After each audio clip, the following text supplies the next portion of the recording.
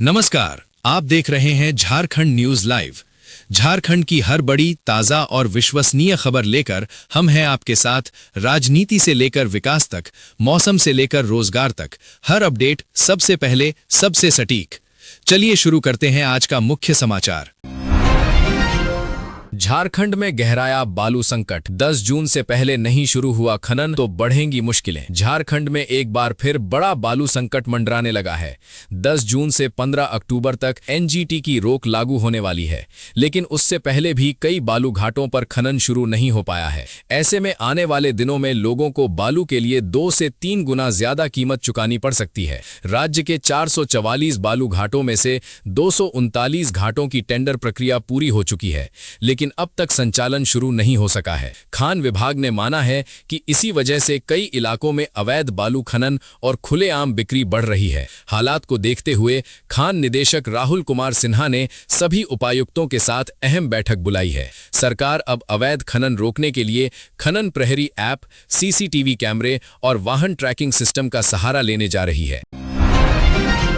झारखंड में मौसम का खौफनाक अलर्ट। अगले 4 दिन आंधी, बारिश और वज्रपात का बड़ा खतरा। झारखंड में मौसम ने डराने वाला रूप ले लिया है। तेज आंधी, मूसलाधार बारिश और आसमानी बिजली ने कई जिलों में तबाही मचा दी है। मौसम विभाग ने चेतावनी दी है कि अगले 4 दिनों तक राज्य में 50 से 60 किलोमीटर प्रति घंटे की रफ्तार से तेज हवाएं चल सकती हैं। कोडरमा, चतरा और लातेहार में वज्रपात की चपेट में आने से 5 लोगों की मौत हो चुकी है, जबकि कई लोग घायल बताए जा रहे हैं। रांची, धनबाद, बोकारो, हजारीबाग और आसपास के जिलों में येलो अलर्ट जारी किया गया है। शाम होते ही आसमान में काले बादल छा रहे हैं और अचानक मौसम बदल रहा है। कई इलाकों में पेड़ गिरने और जल जमाव से जनजीवन प्रभावित हुआ है। मौसम वैज्ञानिकों के अनुसार टर्फ लाइन और साइक्लोनिक सर्कुलेशन के कारण ये खतरनाक मौसम बना हुआ है। लोगों को सतर्क रहने और सुरक्षित स्थानों पर रहने की सलाह दी गई है। रांची में निजी स्कूलों पर डीसी का बड़ा एक्शन। 106% तक फीस बढ़ाने पर 18 स्कूलों को शो कॉज नोटिस। रांची में निजी स्कूलों की मनमानी फीस वसूली पर जिला प्रशासन ने सख्त कार्रवाई शुरू कर दी है। उपायुक्त मंजूनाथ भजंत्री ने 16 सीबीएसई और 2 आईसीएसई स्कूलों को शो कॉज नोटिस जारी करने के निर्देश दिए हैं। जांच में सामने आया कि कई स्कूलों ने नर्सरी से 12वीं तक 37 से 106% तक फीस बढ़ा दी है। प्रशासन ने इसे राइट टू एजुकेशन एक्ट के खिलाफ माना है। डीसी ने स्कूलों को आदेश दिया है कि एडमिशन और एनुअल चार्ज के नाम पर वसूली गई राशि को मासिक फीस में समायोजित किया जाए। साथ ही 10 से 15 दिनों के भीतर एक्शन प्लान जमा करने को कहा गया है। बैठक में यह भी खुलासा हुआ कि कुछ स्कूल ट्रांसफर सर्टिफिकेट के लिए 25,000 रुपए तक वसूल रहे हैं। जिला प्रशासन ने साफ कहा है कि अभिभावकों के हितों से खिलवाड़ बर्दाश्त नहीं किया जाएगा।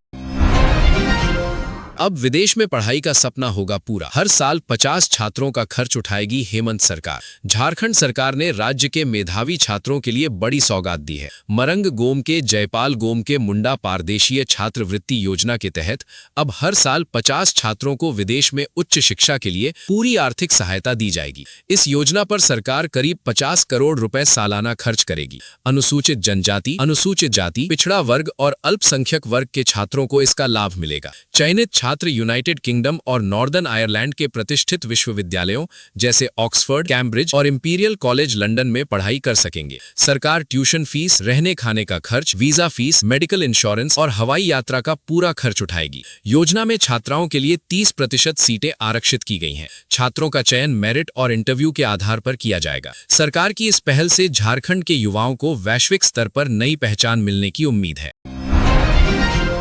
हजारीबाग में मौत का तांडव। कुछ ही घंटों में 2 भीषण सड़क हादसे, 2 की मौत। हजारीबाग के गोरहर इलाके में रविवार की सुबह मौत बनकर आई। पहले एक तेज रफ्तार पिकअप वाहन अचानक अनियंत्रित होकर पुल के नीचे जा गिरा। टक्कर इतनी भीषण थी कि वाहन का अगला हिस्सा पूरी तरह चकनाचूर हो गया। हादसे में चालक की मौके पर ही दर्दनाक मौत हो गई। लोग अभी इस हादसे के सदमे से उबर भी नहीं पाए थे कि कुछ ही देर बाद गोरहर गांव के पास 4 गाड़ियां आपस में टकरा गईं। इस खौफनाक दुर्घटना में एक और व्यक्ति की जान चली गई, जबकि 3 लोग गंभीर रूप से घायल हो गए। मौके पर चीख पुकार मच गई और अफरा तफरी का माहौल बन गया। पुलिस और ग्रामीणों ने मिलकर राहत अभियान चलाया और घायलों को अस्पताल पहुंचाया। लगातार हो रहे हादसों से स्थानीय लोगों में भारी आक्रोश है। ग्रामीणों का कहना है कि गोरहर इलाका अब हादसों का ब्लैक स्पॉट बन चुका है।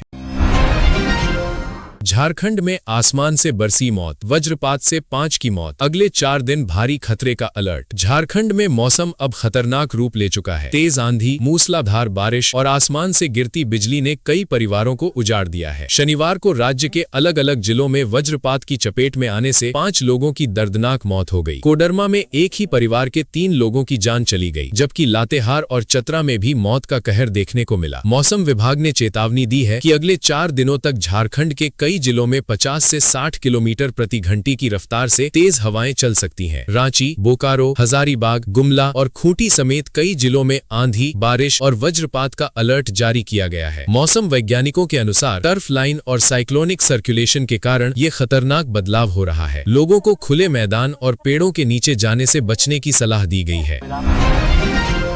पेपर लीक का खेल, 154 अभ्यर्थियों को मिली जमानत, लेकिन जांच में रोज खुल रहे नए राज। झारखंड उत्पाद सिपाही भर्ती परीक्षा पेपर लीक मामले में अब कहानी ने नया मोड़ ले लिया है। रांची की अदालत ने 154 अभ्यर्थियों को 20-20 हजार के मुचलके पर जमानत दे दी है। इनमें 7 महिला अभ्यर्थी भी शामिल हैं। लेकिन सवाल अब भी वही है, आखिर इस बड़े रैकेट का मास्टरमाइंड कौन है? तमाड़ के निर्माणाधीन नर्सिंग कॉलेज में पुलिस छापेमारी के दौरान जो खुलासा हुआ, उसने पूरे राज्य को हिला दिया था। जांच में सामने आया कि परीक्षा से पहले अभ्यर्थियों को सवालों के जवाब रटवाए जा रहे थे और बदले में वसूली जा रही थी मोटी रकम। इधर कमीशन घोटाले में भी बड़ा अपडेट सामने आया है। ईडी जांच के घेरे में आए सेवानिवृत्त अभियंता रामपुकार राम ने कोर्ट में सरेंडर कर दिया है। अदालत ने उन्हें 1 लाख के निजी मुचलके पर जमानत दे दी। वहीं आलमगीर आलम से जुड़े इस मामले में 30 करोड़ कैश बरामदगी की गूंज अब भी जारी है। कोडरमा में हाथियों का तांडव, स्कूल तोड़ा, चावल खाए और ग्रामीण को कुचलकर किया अधमरा। झारखंड के कोडरमा जिले से एक बेहद डरावनी तस्वीर सामने आई है। सदगामा प्रखंड के भखरा गांव में शुक्रवार देर रात जंगली हाथियों के झुंड ने ऐसा तांडव मचाया कि पूरा गांव दहशत में आ गया। हाथियों ने सबसे पहले यूपीएस स्कूल भखरा को निशाना बनाया। गजराज ने स्कूल की खिड़कियां और दरवाजे तोड़ डाले, फिर मिड डे मील के लिए रखे 4 बोरी चावल चट कर गए। लेकिन असली खौफ तब शुरू हुआ जब गाँव के 35 वर्षीय पृथ्वीराम हाथियों की चपेट में आ गए। हाथी ने उन्हें पटक पटक कर बुरी तरह कुचल दिया। गंभीर हालत में पहले सदगामा अस्पताल, फिर कोडरमा और आखिरकार रांची रिम्स रेफर किया गया, जहां उनकी हालत नाजुक बनी हुई है। लगातार बढ़ते हाथी आतंक से ग्रामीणों में गुस्सा है। लोगों का आरोप है कि सूचना के बावजूद वन विभाग कोई ठोस कार्यवाही नहीं कर रहा। अब गांव वालों ने प्रशासन को आंदोलन की चेतावनी दे दी है। बैंकों में 5 दिन का ब्रेक, क्या बंद हो जाएंगे आपके जरूरी काम? देश भर के बैंक ग्राहकों के लिए बड़ी और चौंकाने वाली खबर सामने आई है। अगर आपका कोई जरूरी बैंकिंग काम बाकी है तो अभी संभल जाइए, क्योंकि मई के आखिरी हफ्ते में लगातार 5 दिन तक बैंकिंग सेवाएं बुरी तरह प्रभावित हो सकती हैं। 23 मई को चौथा शनिवार, 24 मई को रविवार, इसके बाद 25 और 26 मई को स्टेट बैंक सहित देश भर के बैंक कर्मचारी राष्ट्रव्यापी हड़ताल पर रहेंगे। इतना ही नहीं, 27 मई को बकरीद की छुट्टी भी पड़ रही है। यानी एटीएम में कैश की कमी से लेकर चेक क्लियरेंस और शाखाओं के काम तक सब कुछ अटक सकता है। कर्मचारियों का आरोप है कि उनकी मांगों को लगातार नजरअंदाज किया जा रहा है। नई भर्ती, वेतन विसंगति, आउटसोर्सिंग और सुरक्षा जैसे मुद्दों को लेकर अब आर पार की लड़ाई शुरू हो गई है। ऐसे में सवाल यही है कि क्या इस हड़ताल से आम लोगों की परेशानी बढ़ने वाली है?